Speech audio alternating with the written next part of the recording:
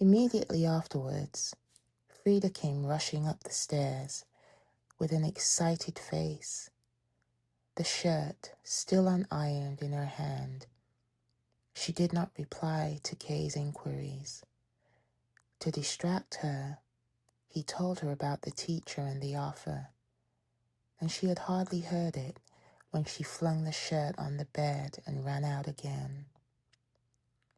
She soon came back, but with the teacher, who looked annoyed and entered without any greeting. Frida begged him to have a little patience. Obviously, she had done that already several times on the way up. Then drew Kay through a side door of which he had never suspected the existence, onto the neighboring loft, and then at last, out of breath with excitement, told what had happened to her. Enraged that Frida had humbled herself by making an avowal to Kay and, what was still worse, had yielded to him merely to secure him an interview with Clam, and after all had gained nothing but, so she alleged, cold and moreover insincere professions, the landlady was resolved to keep Kay no longer in her house. If he had connections with the castle, then he should take advantage of them at once, for he must leave the house that very day, that very minute, and she would only take him back again at the express order and command of the authorities. But she hoped it would not come to that, for she too had connections with the castle and would know how to make use of them. Besides, he was only in the inn because of the landlord's negligence, and moreover, he was not in a state of destitution, for this very morning he had boasted of a roof which was always free to him for the night. Frida, of course, was to remain. If Frida wanted to go with Kay, she, the landlady, would be very sorry. Down in the kitchen, she had sunk into a chair by the fire and cried at the mere thought of it. The poor sick woman.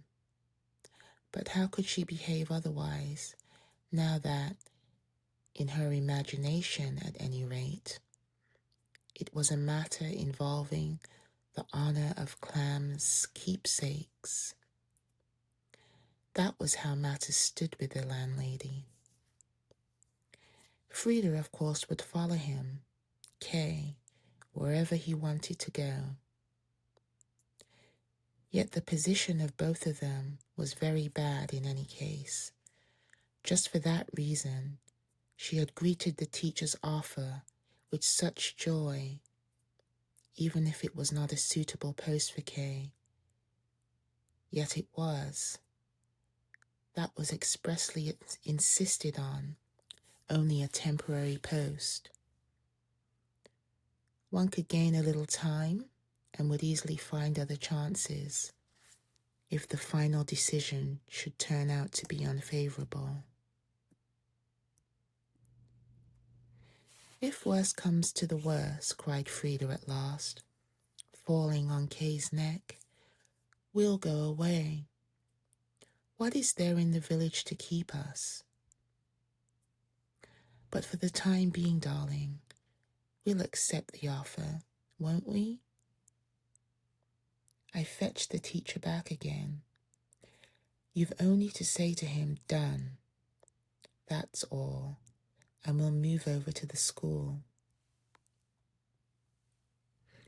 It's a great nuisance, said Kay, without quite meaning it, for he was not much concerned about his lodgings, and in his underclothes he was shivering up here in the loft, which without wall or window on two sides, was swept by a cold draught.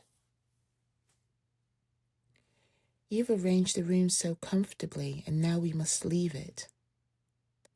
I would take up the post very, very unwillingly. The few snubs I've already had from the teacher have been painful enough, and now he's to become my superior, no less? If we could only stay here a little longer, perhaps my position might change for the better this very afternoon. If you would only remain here at least, we could wait on for a little and give the teacher a non-committal answer. As for me, if it came to the worst, I could really always find a lodging for the night with the bar. Frida stopped him by putting her hand over his mouth. No, no, not that, she said beseechingly. Please never mention that again. In everything else, I'll obey you. If you like, I'll stay on here by myself, sad as it will be for me. If you like, we'll refuse the offer, wrong as that would seem to me.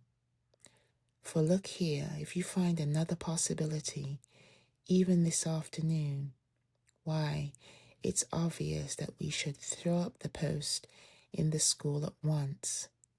Nobody would object. As for your humiliation in front of the teacher, let me see to it that there will be none. I'll speak to him myself. You'll only have to be there and needn't say anything. And later too, it will just be the same. You'll never be made to speak to him if you don't want to. I alone, will be his subordinate in reality. And I won't even be that, for I know his weak points. So you see, nothing will be lost if we take on the post, and a great deal if we refuse it. Above all, if you don't wring something out of the castle this very day, you'll never manage to find, even for yourself, anywhere at all in the village to spend the night. Anywhere, that is, which I needn't be ashamed of as your future wife. And if you don't manage to find a room for the night, do you really expect me to sleep here in my warm room while I know that you're wandering about out there in the dark and cold? Kay, who had been trying to warm himself all this time by clapping his chest with his arms like a carter, said, Then there's nothing left but to accept. Come along.